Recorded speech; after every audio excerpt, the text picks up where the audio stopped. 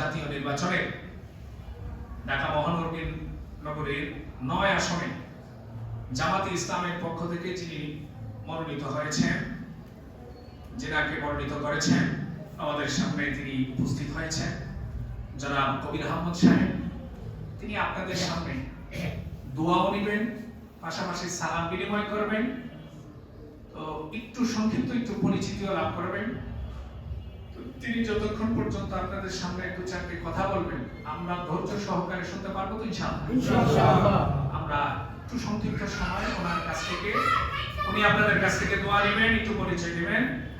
আমরা সকলে একটু ধৈর্য সহকারে ওনার কথাগুলো শুনবো। আল্লাহ যেন আমাদেরকে সেই তৌফিক দান করে সকলে বলি আমিন।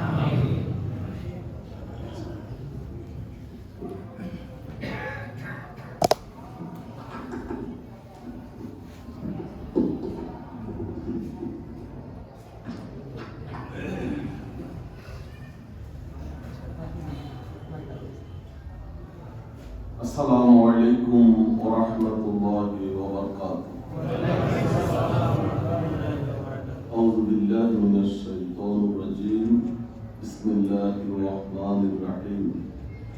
নাহমাদুহু ওয়া নুসাল্লি আলা রাসূলিল কারীম। মুহতারাম খতিব সাহেব, সম্মানিত মুসল্লিয়ান ইকরাম, আমি কবির আহমদ 1493 খিলগাঁও কুমিল্লা হোটেলের গলি মিজি মঞ্জিলে বসবাস করি। আমি কোয়ালিটি এডুকেশন কলেজ খিলগাঁওয়ের গভর্নিং বডির সভাপতি।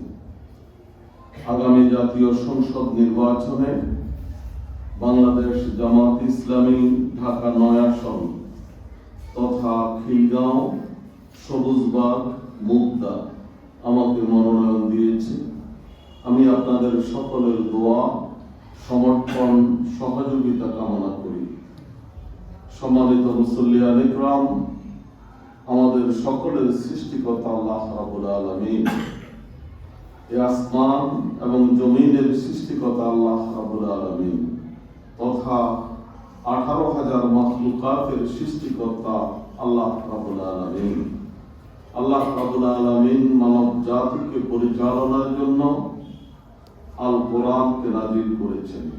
আল কোরআনে আল্লাহ রাব্বুল আলামিন ইরশাদ করেছেন, ইনিল হুকমু ইল্লা লিল্লাহ, সৃষ্টি যার আইন চলবে তার, সৃষ্টি যার বিধান চলবে তার।